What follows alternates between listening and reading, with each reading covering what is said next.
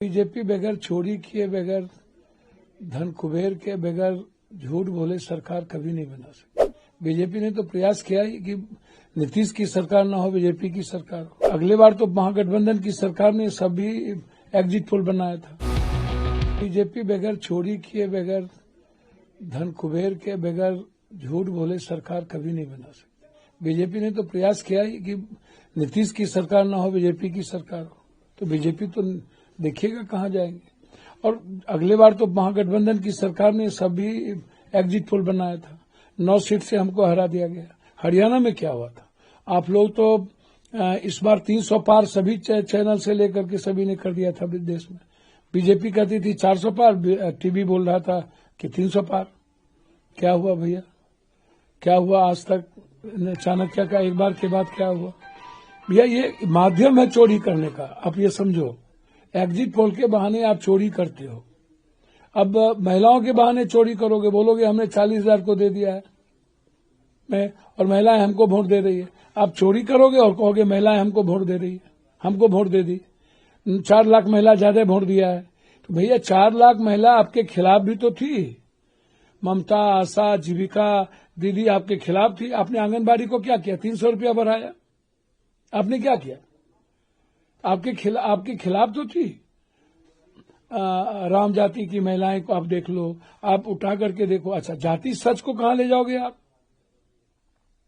आप मुस्लिम महिला को देखो, यादव के महिलाओं को देखो, शर्मा, ततमा, गोरी, निषाद, मला की महिलाओं को देखो। इस बार तो गोरी, निषाद, मला, ततमा, शर्मा, पान सभी समाज के लोग इंडिया गठबंधन के पक्ष में, चाहे वो 40% हो, 30% हो, चाहे कोई 50 है, कोई 80 भी है। राम समाज से तो 80-90 है। तो आप किस आधार पर कह रहे हो वो तो मुझे तो नहीं पता। और उसके बाद जीएनजी यूथ में 79-80 के लगभग परसेंटेज जो यूथ है वो बदलाव चाहते थे। वो बिल्कुल बीपीएससी, एसएससी जो हमारे नेता लगातार लड़ रहे हैं, या जो अत्यंत पिछड़ी जाति की बात हो रही है, अब देखना कल आपको पता चलेगा कि हम कहाँ हैं और कहाँ नहीं है। जब बात कर रहे हैं तो मैं आज की ही बात कर रहा हूँ कि अब कुछ आज हम माने कि आप लोगों की सरकार बन रही है, इंडिया गठबंधन की सरकार बन रही है, इसके लिए पप्पू यादव जी आश्वस्त है। देखिए, मैं आश्वस्त हूं या न हूं, आज अभी मैं आपसे मुलाकात के बाद तो शुरू हो जाएगी। तो आप इसको देखिए, मैं अगले बार भी 1:30 बजे रात तक काउंटिंग ये लोग ले गए। और फिर मैं कह रहा हूं कि कल सुबह सासाराम में क्या हुआ था? बक्सा ले जाने के लिए क्या लाठीचार्ज करना पड़ा? गलत तरीके से एक ट्रक को भीतर प्रवेश कराया जा रहा था। तो आधार, आप इस आधार को नहीं मान सकते। यह कहना कि फलना पार्टी को इतना परसेंटेज वोट आ जाएगा, कहां से आ जाएगा? 60 लाख वोट उन्हीं को मिल जाएगा। तो बिल्कुल एकदम आप इसको समझ लीजिए कि गलत तरीके से लोकतंत्र की हत्या करके, लोगों के अधिकार, मत का अधिकार का हनन करके और इंस्पेक्टर राज को कायम करके सत्ता में अगले बार भी बने रहना और फिर से चोरी करके सत्ता में आना, यह देश की डेमोक्रेसी के लिए सही नहीं है। आक्रोश बढ़ेंगे, गुस्सा लोगों में धीरे धीरे बढ़ती जा रही है। और मुझे लगता है कि जो मैं समझ रहा हूं कि एक दिन लोकतंत्र की रक्षा के लिए लोग सड़कों पर आ जाए।